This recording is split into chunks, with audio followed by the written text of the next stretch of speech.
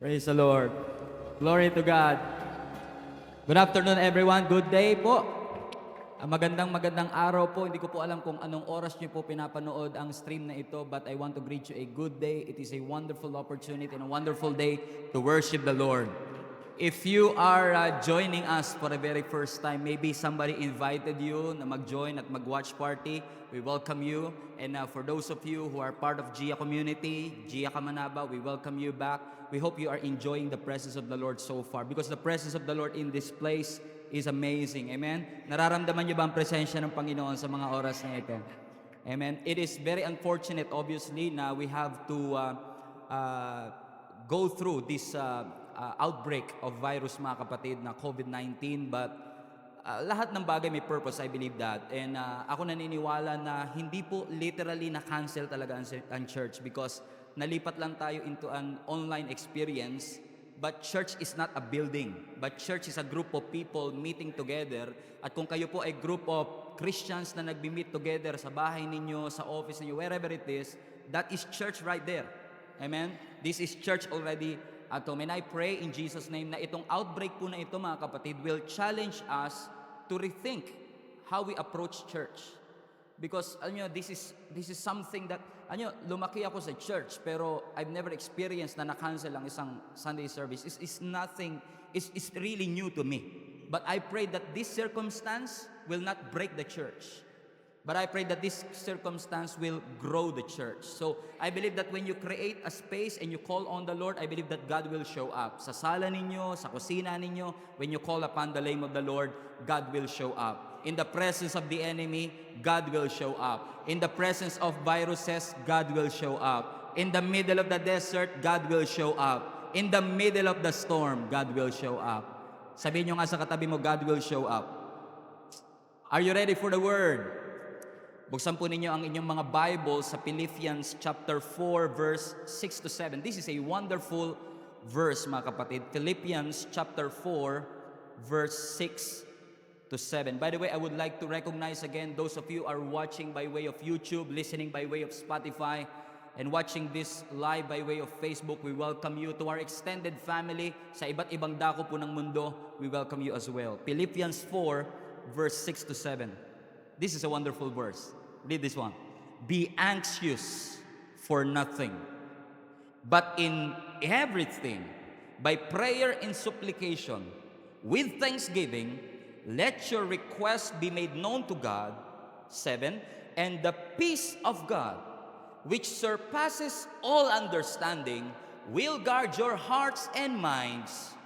Will guard your hearts and minds through Christ Jesus. Be anxious for nothing, but in everything, by prayer and supplication with thanksgiving, let your requests be made known to God, and the peace of God, which surpasses all understanding, will guard your hearts and minds through Christ Jesus. Pwede niyo po bang sabihin sa katabi ninyo ang title ng message natin? Sabi mo sa kanya, hey, huwag mo nang kalabitin ha, hey. Sabi mo sa kanya, I need peace. I need peace. Sino sa inyo nangangailangan ng peace, mga kapatid? I believe that as well. Bilang pastor, mga kapatid, I believe that one of the most important message that I can preach to you is that phrase, you trust God. Importante. Because I believe, mga kapatid, that it may sound simple, especially sa panahon natin ngayon. It may sound very simple, na parang ang dali lang sabihin natin, you trust God. But it's one of the hardest thing to do when you're in the midst of a war. When you're in the midst of the battle. Madaling sabihin, trust God. Madaling sabihin, you trust God. But learning how to trust God, yung matuto tayong magtiwala sa ating Panginoon, ang susi sa ating spiritual development. Ang isang Kristiyano na hindi marunong magtiwala sa Diyos, medyo may problema yan.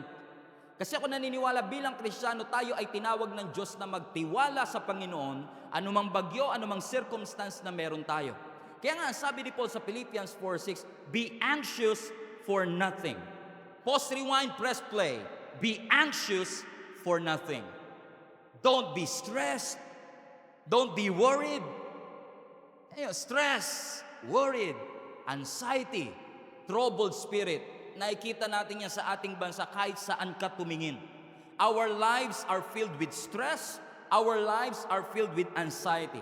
But let me just tell you this. Anxiety steals your peace. Worry steals your joy. Ang mundo hindi mauubusan ng rason para tayo ay mag-alala. And you will be surprised kung ano po ang kayang gawin ng stress sa katawan ng katabi mo ngayon. Heart attack, high blood pressure. Ang sabi ni Jesus Christ, don't worry because it does not change anything. Pag ang tao nag-aalala, ang nababago lang nito, blood pressure mo, kapatid. Ayun, sa totoo lang, mga tao, yung ibang tao, lalo yung mayayaman, buti na lang tayo, hindi tayo masyadong worried dito kasi hindi tayo masyadong mayaman, ano? Ang mga mayayaman, worried na manakawan. Right? Pag mayaman ka worried ka manakawan. Right? Right? Parang nakaka-relate kayo, no? Kasi talaga, mayaman ako worried ako manakawan. Pero tingnan nyo, worried kang manakawan for 5 years, hindi ka makatulog sa gabi. Kasi inaantay mo yung magnanakaw kung kailan darating. After 5 years, hindi siya dumating. And guess what? After 6 years, dumating siya. Tulog ka. Hindi mo na paghandaan. Nag-alala ka. Ninakawan ka pa rin kahit na matagal mo na siyang inantay. You were caught off guard. Hindi mo na expect Dumating siya sa 6 years. Biruin mo to isang gabi ka lang ninakawan ng gamit, pero 6 na taong kang ninakawan ng kapayapaan. Yun ang nagagawa ng worry sa ating katawan. Kaya ako naniniwala, anxiety will steal your joy, worry will steal your peace. Kaya nga sabi ni Jesus kay Martha, Martha, Martha, you are so worried and troubled about many things. Sa Greek yan sinasabi, you are so concerned about many things, but one thing is needful. Which made me realize, mga kapatid, sa edad natin na ito, ako na-realize ko lang na, kailan nga ba tayo nagpunta talaga sa age na nag-aalala? Kasi ang mga bata, pansinin nyo, hindi sila nag-aalala. Hindi ko alam kung anong taon tayo nag-shift from not worrying to worrying. Tingnan mo ang mga bata magbubukas ng rep pero hindi siya nag-aalala kung may pagkain sa loob. Right? Magbubukas siya ng ilaw, hindi siya stressed at worried kung naputulan na ba sila ng Meralco. Pero all of a sudden, para bang na-grow na natin yung pagkakataon na hindi na natin alam kung kailan dumating yung pagkakataon kung saan bigla na lang tayong tinubuan ng stress. I wonder, when did we lose that? Kailan natin nawala yung kapayapaan na meron tayo nung tayo'y bata pa? But I want to challenge you, mga kapatid, sa susunod na pagkakataon na ika'y magigising uli at ang iyong puso ay punong-puno ng pag-aalala, tandaan nyo ito, mga kapatid, nothing can steal your joy. Nothing can steal your peace. Nothing can trouble your heart. Nothing can put fear in your heart. Sabihin nyo nga sa katabi mo, nothing can steal your joy. Kaya nga ang sinasabi ni Paul dito, every time na magigising tayo na punong-puno tayo ng stress at worrying, every time nagigising na lang tayo biglang umaga, at para bang, sabi mo, parang ang bigat ng pakiramdam ko pero hindi ko rin alam kung bakit. Nararamdaman nyo ba yun, mga kapatid? Tandaan nyo ang sinabi ni Paul sa Philippians 4, be anxious for nothing. Be upset for nothing because nothing can steal your joy. Actually, sa Greek nito, hindi lang basta nothing but no one. Ibig sabihin, nobody can steal your joy. Nobody can trouble your heart. Nobody can put fear in your heart. Kasi kung aalalahanin mo lang, ang mundong ito hindi mauubusan ng reason para mag-alala. Every single day, bibigyan ka ng rason para mag-alala. Every single day, nadadagdagan ang namamatay sa COVID-19. Every single day, nadadagdagan yung interest ng pinagkautangan mo. There is always reasons for us. Hindi mauubusan na tayo ay mag-alala. Mga bills na kailangan natin bayaran. Right. Mga issues na kailangan nating i-address. Mga problemang kailangan nating i-attend. Mga threats na kailangan nating pagandaan. Mga virus, hallelujah, na kailangan nating iwasan. Kaya ang tao ngayon, napansin nyo, ang suicide rate ang taas. Anxiety, ang taas. Depression, all-time high. Medication is on the rise. Hindi naman nagagamot dati ang tao Dahon-dahon nga lang dati. Okay na ang mga Pilipino Pero tingnan mo ngayon, konting lagnat, biogesic. Pag hindi makatulog, merong mga, what they call that? Antidepressants o sleeping pills. Which made me realize, look at this context ng Philippians 4. When you want to understand Philippians 4, you can only understand it when you go all the way from Philippians 1. Kasi when you read Philippians 1, makikita nyo yung Church of Philippi worried kay Paul. Kasi nakulong si Paul Ngayon, ang Church of Philippi, parang kayo, pagka may nangyari sa akin, worried kayo, di ba? Sa Philippians chapter 1, yung Church of Philippi, nag-aalala sila kasi si Paul, house arrest. Nakulong si Paul. Nag-worry sila sa well-being ni Paul. Sa chapter 2 ng Philippians, ang naging source ng worry nila kasi nagkaroon ng discord, ng hindi pagkakaintindihan ang Church of Philippi. Sa chapter 3 ng Philippians, may mga false teachers na nag-aagaw ng confidence ng mga Kristiyano at that time sa finished work of Jesus Christ. At sa Philippians chapter 4, worried din si Pablo, mga kapatid, in essence, parang ganun, kasi may mga church members na nag-aaway-away, parang relevant pa rin naman, di ba? Nag-aaway-away ng mga member. Pero very direct si Paul kasi sa Philippians 4 talagang ni-name drop ni Paul yung dalawang babae. Sabi niya, tumigil na kayo ha. Matindi na ang inyong pag-aaway. And then Philippians 4:4, ang sabi ni Paul, rejoice in the Lord always. After all that he has been through. He's been in prison, may discord, yung Church of Philippi worried sa kanya, may false teachers na nag-arise, ang mga members ng church nagtatalo-talo, pero encouragement niya habang siya'y nasa kulungan, rejoice in the Lord always. And again, I say, rejoice. Philippians 4:4. Yung binasa natin, Philippians 4:6. Then he goes on to say, be anxious or don't worry about anything. Ang sabi nga ng Good News Translation. Huwag niyong alalahanin ang anumang bagay. But in all your prayers, ask God what you need. In essence, ang intindi ko dito mga kapatid, interpretation ko, in essence, sinasabi ni Paul, kung anxious ka, kung worried ka, kung stressed ka, the Bible prescribes prayer. Alam niyo, may mga simptomas kayo ng sakit. Di ako doktor, ano? Pero ang pagbabasihan ng doktor, yung simptomas mo, bibigyan kanya ng prescription. And ang sinasabi ni Paul dito, be anxious for nothing, kasi may prescribe na ako sa inyo eh. May solusyon na ako eh. Ang kailangan nyong gawin, manalangin. Because for the anxious people, prayer is the prescription.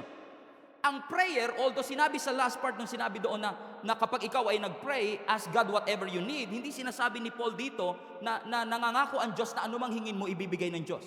Hindi totoo yun. Hindi lahat ng prayer natin tinutugon ng Diyos kasi hindi lahat ng prayer natin tama ang motibo at para sa ikabubuti natin. Do you agree with me, mga kapatid? But how many among you believe hindi man nababago minsan ng prayer ang sitwasyon? Prayer will calm the stressed out situation. Kaya tayong pakalmahin ng ating panalangin, mga kapatid. Kaya pala sinabi ni Paul, be anxious. Hindi niya lang sinasabi ito kasi gusto niyang paglubagin ang ating loob. No, ang sinasabi ni Paul, may solusyon dyan. Kung ikaw ay stressed at worried, manalangin ka sa Panginoon kasi ang prayer ay critical para mahanap mo ang kapayapaan. Hallelujah. Sabi mo sa katabi mo, I need peace. Kapag ang puso ko pala ay punong-puno ng takot, critical na ako'y nananalangin. Especially sa mga panahong katulad nito. When things are not good, when hell broke loose, kapag ang mga sitwasyon sa buhay ko is beyond my control, when situations around me are beyond my control, usually, by the way, ang ginagawa natin pag ang sitwasyon beyond our control, ang nature natin mag-worry kaagad. Actually, when situations are beyond our control, our nature rather is not to pray first. Our nature is actually to worry. Our nature is to handle it. We think we can handle it. So ang nagiging nature natin, imbis sa manalangin, mag-worry. Imbis sa manalangin, of course, I can handle it. And ang nature ng katabi mo is to always think what could possibly go wrong. Yung buong gabi ka nag-iisip, ano kaya mga mangyayari? Ano kaya mangyayari? Birang-bira ka makita ng Kristiyano na ang unang response manalangin, na ang unang response magbasa ng Bible, na ang unang response is to ask for good counsel. But very important ang prayer because that's your move. Kapag nasa gera ka, movement is critical. I said that again. Pag nasa war ka, ang movement very critical. And how many among you believe we are on a spiritual warfare? And your move is critical. So what's your move? Worry or trusting God? Worrying, being anxious, or trusting God in the middle of it? Kasi you cannot make it through sa virus na ito, mga kapatid. Kapag takot ang pinapairal mo sa puso mo, you cannot make it through. Sa anumang sitwasyon, mapa COVID-19 o anumang lubid-19 yan, amen? Anumang mga sitwasyon sa buhay natin, hindi natin malalagpasan to pag puro pagdududa, puro takot ang laman ng ating puso. Bigyan ko kayo ng tip, mga kapatid, ha? When life is tough, call on the Lord. When life is rough, call upon the name of the Lord. Pray to God whatever situation. When you don't know what to do, you call on the name of the Lord. Gaano mang kalaki ang gulayat, you call on the name of the Lord. Gaano man kataas ang mga Jericho wall, you call the name of the Lord. Whatever situation, your God is bigger, your God is higher, your God is stronger. Either I will walk by fear or walk by faith. My choice, your choice. Sabi mo sa katabi mo, walk by faith.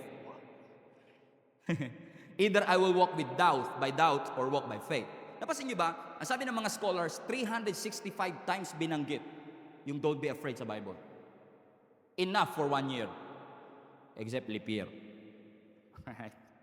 366 but you get the point. Every single day you can quote, don't be afraid, don't be afraid, don't be afraid. Tingin niyo, ba't kailangan 365 times? Ba't kailangan pa ulit-ulitin? Alam niyo kung bakit? Kasi lagi kang takot. Kaya inuulit-ulit, lagi kang takot eh. Eh bakit sinabi ng Lord, don't be afraid? Utos siya eh. Hindi siya suggestion. It is a command. Don't be afraid. Kaya inuutos ng Panginoon yung kasi pwede kang mamili na matakot o hindi. So suggestion ni Lord, huwag ka na matakot. Ang suggestion ng Panginoon sa atin, don't be afraid. Kung pwede lang, i-rebuke lang natin tong COVID-19, bigla na lang mawawala eh. But you cannot just rebuke your way para malagpasan ng lahat ng ito. Hindi madadaan lahat sa rebuke. Hindi lahat madadaan sa panalangin, if I may say that, on this context. Kapag sinisingil ka na ng landlord mo kasi wala ka pang pambayad ng bahay, hindi mo pwedeng i-rebuke. Rebuke in Jesus' name. Pag sinisingil ka na ng Meralco, hindi mo pwedeng i-rebuke yung magpuputol sa iyo ng Meralco. Hindi mo marirebuke, kaya kailangan bayaran mo talaga. Sino nakaka-release sa sinasabi ko, mga kapatid? Hindi mo basta-basta man i-rebuke yan. Amen? But we trust God, above all, not to be afraid. Hallelujah. Sabi mo nga sa katabi mo, huwag ka matakot, kapatid. Alam niyo, isa pa sa na-realize ko sa sitwasyong ito, pansinin niyo ha, mayaman, mahirap, lahat pantay-pantay ngayon. Kasi kahit may pera ka, wala kang mabiling alcohol. Ano magagawa ng pera mo kung wala ka namang mabibili, right? Mayaman, mahirap, pantay-pantay. Totoo ba? Parang nawawala na ng value ang pera. Because in essence, ang pera hindi niya kayang pigilan ng bagyo. Money cannot prevent this virus. Money cannot prevent this storm. Your position in your company cannot prevent this storm. Tignan nyo, nag-work at home kayo, kahit workaholic ka. No choice, right? Right? Money cannot prevent this storm. Position cannot prevent this storm. And guess what? Guess what? Guess what? Being a Christian cannot prevent this storm. Hindi porke Kristiyano tayo, mapipigilan natin ang mga virus sa ito. At hindi porke Kristiyano, hindi makakaramdam ng takot. Isang statement lang sa balita could instill fear. Isang headline, isang sitwasyon, isang bago na namang namatay could still fear in our heart. So if you feel fear, which is, I think, normal sometimes, but we choose not to be afraid. So suggestion ko lang, nirhyme ko ng konti, if you feel fear, allow the fear to be indicator, not dictator of your life. Pag may feeling ng takot, indikasyon niya, kailangan mo na mas mataas sa pananampalataya. Hindi siya ang magdidikta sa magiging response natin at magiging buhay natin, because yes, sometimes you feel afraid, but allow this to be an indication, I need faith. I need not to worry. I need not to be anxious. I cannot prevent the storm, but I can prepare for the storm. Sabi mo sa katabi mo, don't be anxious. Alam niyo ang difference sa Matthew ng wise and fool builders, yung nag-build ng house, anong kaibahan nila? Yung wise kasi, naghanda siya. Kaya nung dumating yung bagyo, yung kanyang foundation ay matibay. You know the difference? We cannot prevent the storm. We cannot prevent this virus. Sometimes we are all caught off guard. The world is devastated. But we can prepare our hearts for it. Amen? Be anxious for nothing. Pray about it.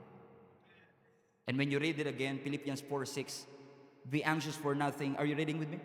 But in everything by prayer and supplication, with what? With thanksgiving, let your request be made known to God. At pag nanalangin ka, pag anxious ka, ang prescription prayer, pag ininom mo yung prayer, in essence, parang ganun, anong result? And the peace, verse 7, and the peace of God. See that? which surpasses, I want you to take note of this, which surpasses all understanding. You don't understand it, you don't know where it is coming from. This peace surpasses all understanding will guard your heart and minds through Christ Jesus. So for the anxious, prayer is the prescription. For the prayer, peace is the outcome. Sometimes it doesn't change the situation, but it puts peace in your heart. So, kung ang kapayapaan pala hindi natural na nararamdaman ng Kristiyano, we have a problem. Think about it, right? Because our God is a God of peace. So kung hindi kapayapaan ang una nating response at worry ang ating unang response, something is wrong. If anxiety is the normal and default response, something is wrong. Kasi when you read the text again, hindi sinabi ng Panginoon na lahat ng request mo pagbibigyan. Hindi sinabi ng scripture na ito lahat granted. Hindi blank check ang binigay ni Lord. Bahala ka ng request, bibigay ko yan. Hindi blank check eh. Amen? You ask it with thanksgiving. Nakita niyo yan mga kapatid? And we are not thankful sa COVID-19. Obviously. We are not thankful sa bankruptcy kung na-bankrupt ka man. We are not thankful sa poverty. We are not thankful for sickness, obviously. But we are thankful in the midst of it. Sa gitna ng sakit, sa gitna ng circumstances, sa gitna ng COVID-19, I can thank the Lord ulitin ko lang, not for the virus, not for the poverty, not for bankruptcy, not for sickness, but I can thank God in the midst of it. Sa gitna ng sitwasyon, when everything is wrong and nothing looks right, you thank God. Alam niyo kung anong biblical peace? Ang biblical peace, mga kapatid, is when everything is wrong and nothing looks right. Ito ang peace, you still worship. When nothing is wrong, when all hell broke loose, you still sing. Kaya hindi mo maintindihan yung katabi mo kanina eh. Makanta tayo, I'm gonna sing in the middle of the storm. Bakit kakakanta kung wala namang kanta in the first place, right? Pansinin nyo, may mga kilala ba kayo may problema na nakakakanta pa? May kilala ba kayong may problema na nakakangiti pa rin? Tapos nagtataka kayo, anong meron dyan? Peace. That surpasses all understanding. Bakit surpasses all understanding? Hindi mo maintindihan kung bakit eh. Ba't kumakanta, wala namang kanta? Bakit kakalmado, chaotic ang sitwasyon? Right? Ba't nagtitipon-tipon pa kayo sa bahay nyo? Pwede naman kayo magpahinga na. At magmukmuk lang sa sulok. Right? When everything is chaotic, bakit kalmado ka? Bakit ka stable kahit lahat trouble? Kasi meron kang peace. Shalom. Peace that surpasses. In the Greek, Irene. Peace, Irene, that surpasses all understanding. You don't understand kung bakit nakakangiti ka pa rin because that's the peace that surpasses all understanding. Kasi ang happiness mo hindi dependent ng happenings. Hallelujah. Sa paligid natin, mga kapatid, that is the peace that surpasses all understanding. Nawalan ka ng trabaho pero hindi ka nawala sa katinuan. Right? Peace that surpasses all understanding. When all else is falling apart, you don't fall apart with it. That is the peace that surpasses all understanding. Hindi maintindihan ng lahat, but you choose faith over fear. You choose worship over fear.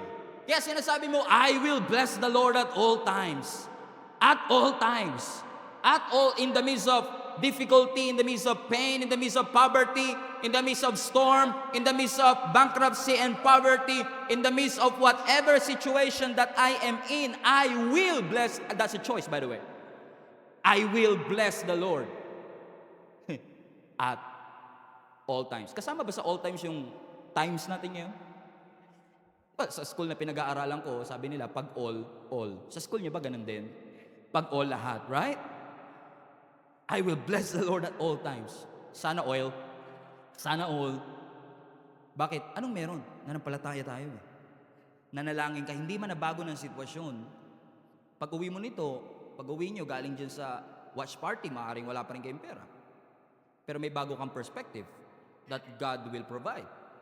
Pwedeng hindi ka pa rin magaling sa pag-ubo mo. Pag umubo ka pa naman ngayon, lahat nakatitig sa'yo. Right? Pero mayroon kang perspective that God is your Jehovah Rapha. That God will heal you. Anong meron? Anong meron? May faith ka eh. May pananampalataya ka. You choose faith over fear. That's a choice. Amen. And faith is, as sabi ng scripture, is the substance. Hebrews 11. Ano yung ibig sabihin nun? Faith is the assurance. You're sure. Faith is the confidence in God's word. Ang pananampalataya, kung pipiliin natin ang pananampalataya kaysa takot, ang pananampalataya, hindi yan yung alam mo yung Hebrew word. Yun yung faith. Ang faith, hindi mo siya alam sa Greek word. Ang faith hindi pumapasok dahil alam mo ang Hebrew word. Dahil alam mo ang Greek word. Ang faith mo pumapasok pag alam mo siya sa puso mo. When you know it from within. You have confidence in God's word. You know it from your heart. That knowing that God is good and that God has a great plan in our life.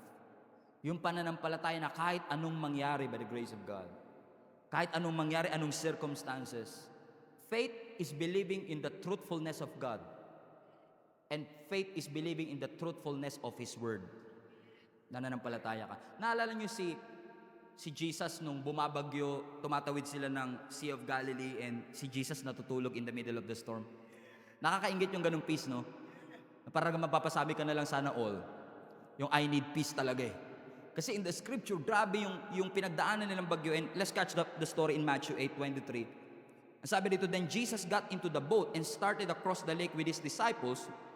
Verse 24, suddenly a fierce storm struck the lake with waves breaking into the boat. Look at this. Parang ikaw na to ngayon. But Jesus was sleeping. Para yung katabi mo ngayon, napasarap yung upo sa sopa, sleeping na. Verse 25, habang lahat nagpapanik, Jesus was sleeping. Verse 25, the disciples went and woke Him and shout, Lord, save us! We're going to drown! Mga lalaki na nagpapanik. Lord, manulunod tayo. By the way, the fact that they were afraid, is a proof that they don't have confidence na si Jesus nasa bangka nila. Kasi when you know that Jesus is on your boat, that fear must disappear. Right? Kasi naalala niyo yung mga disciples nung nabuhay na muli ang ating Panginoong Jesus at lahat sila natatakot kasi pwedeng sila na yung susunod na dadakipin. Lahat sila natatakot, ang bintana nakasarado, ang pintuan nakasarado. Remember that story? And then Jesus appeared. And all their fear disappeared. Kasi kapag ang presence of the Lord, mga kapatid, is stronger than our fear. So we don't know Jesus. Sometimes we don't know Jesus that is in our boat, so we worry. Napansin nyo ito sa scripture, sasabihin ng Lord, oh, you of little faith. Why are you afraid? O bakit katakot? Little faith eh. Think about that. Oh, you of little faith. Why are you worried? Ba't ka worried? Little faith eh. It all boils down to your faith in Him. So nung takot sila, Lord, malulunod na kami. Verse 26, Jesus responded, look at this. Why are you afraid? See that? You have, see? So bakit katakot? Little faith. Then He got up, rebuked the winds and waves, and suddenly, there was a great shalom. There was a great calm. Bakit worried ang katabi mo? Little faith. Bakit takot? Little faith. There is a threat. Hindi natin maaalis that the threat is significant.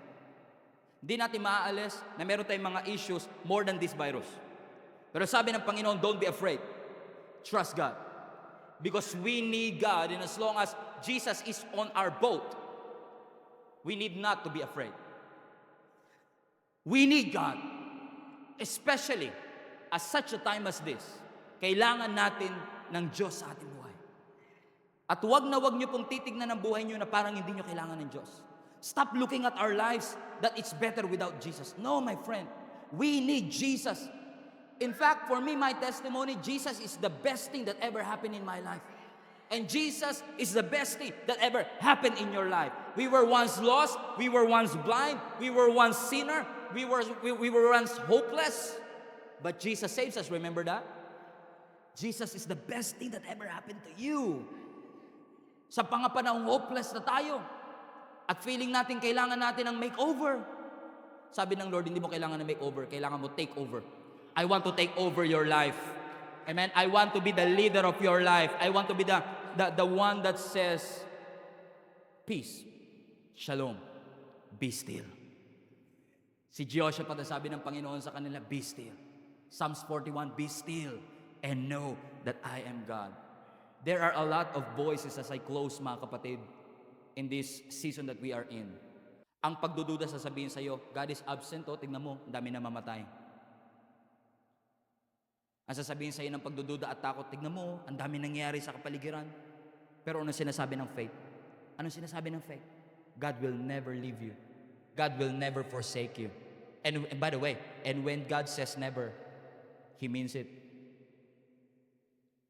Hindi ka katulad ng mga nangako sa iyo noon, na hindi ka raw nila iiwan, tapos iniwan ka rin nila. Ibay mo si Lord. Sinabi niya, I will never leave you nor forsake you. And when He says never, is never. Never, never, never. Ang sabi ng doubt mo, we toiled all night but we caught nothing. Ano ang sabi ng faith natin? Launch into the deep. Hallelujah. Iba sinasabi ng takot ng pagdududa, sinasabi ng ating pananampalataya. With faith, you can see the impossible. And with faith, you can do the impossible. Nothing is impossible with our God. When the oceans rise and thunders roar, we will soar with God. Because God is the King over the flood. And as I close, sabi ng Panginoong Jesus one time sa mga disciples, if you have a faith, and maybe you are afraid right now, but if you have a faith na maliit lang, just like a mustard seed, remember that? You can command this mountain to move from here to there. Just a simple faith. Konting faith lang. You can command this mountain to move from here to there. So yung mountain represents any challenges in our lives. So kung meron ka daw konting pananampalataya, you can say, move mountain. Or let me rephrase, move addiction. Move COVID-19. Move fever. Move pain. Move anxiety. Move sickness. Move worry. Move poverty. Move depression. Move bankruptcy. Move financial difficulty. Move guilt. Move shame. Move sin. You can command this mountain to move from here to there. I believe that God has made us to outlast the attack. Sabi ng Bible sa Ephesians, hold up your shield. In essence, sinasabi ng hold up doon is, remain strong, vigorous, matatag. Bakit mga kapatid? Ang mga Kristiyanong katulad ng katabi mo, tingnan mo yung katabi mo, Kristiyano na yan eh. Naging Christian na yan, ngayon lang. Hold up your shield. You have been made to outlast this attack. You have been made to outlast this attack. You have been made to outsmart the devil. You have been made to outlast this virus because we are all, by the grace of God, covered by the blood of Jesus Christ. Hindi natin inaalis ang realidad, mga kapatid, na kailangan natin maghugas ng kamay, na kailangan natin mag-hand sanitizers, na kailangan nating pangalagaan ang ating sarili, palakasin ang ating resistensya, uminom ng vitamins. But let me just tell you the supernatural approach. You are covered by the blood of Jesus. You can pray and not worry. You can choose faith over fear. Now is the right time to show this nation. Now is the right time to show this anxious nation. Now is the right time to show this anxious world what Christianity covered by the blood of Jesus looks like. You are covered by the blood of the Lamb, by the blood of Jesus Christ. Amen? Sabi mo sa katabi mo, you are covered. You are covered. Everybody stand to our feet. Kahit po kayo nasa inyong mga saloset or wherever you are. Panginoon, marami pong salamat for the opportunity that you have given us. Truly, Lord God, napakabait mo at napakabuti mo sa amin, Panginoon. Lord, we thank you for we know that while we are holding up the shield of faith, we believe, Lord God, that we have been made to outlast the attack, outsmart the devil, outlast this virus because we are covered by the blood of Jesus Christ. Lord, thank you for you are saying to all of us that if we have that shield of faith, just like a mustard seed, we can command every disease, every pestilence, Lord God, every problem in our hearts, every financial difficulty to move in Jesus' name. Sabi mo sa Psalms 91, thousands may fall at our side, 10,000 on our right side, it will never come near me because we are dwelling, Lord God, under the shadow of the Almighty. Lord, thank you for we know that we are covered by the blood of Jesus. Thank you, Lord God, for we know that you are stronger than this virus, Lord God. We are thankful, Lord God, for you are stronger. You are higher than any other. We are grateful for this wonderful opportunity, Lord God, and I want to encourage every one of us, Lord God. Lahat po kami, Panginoon, allow us, Lord God, to have this response of letting it go. Sabi mo sa iyong salita, cast all our cares upon you, for you care for us. Kapatid, whatever it is that you are anxious, fearful, whatever it is na iyong kinakatakutan, cast all your cares upon Him, for He cares for you. Let it go. Choose faith over fear. Choose worship over fear. Sing in the middle of your storm. Worship God in the middle of chaos, in the middle of this scenario. Lord, we pray in Jesus' name, let your shalom dwell upon our hearts. Lord, alam ko hindi ka bound ng anumang jurisdiction kahit sa ang panig ng mundo, Lord God, abot mo, Panginoon.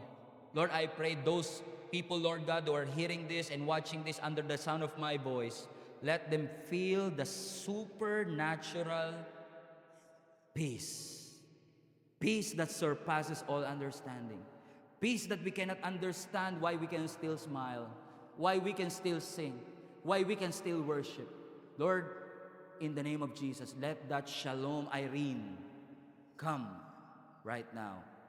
When the oceans rise and thunders roar, we will soar with you because you are a king over the flood. To you be all the glory, honor, and praise. In Jesus' name we pray. Everybody say amen. Kalapakan natin ang Panginoon.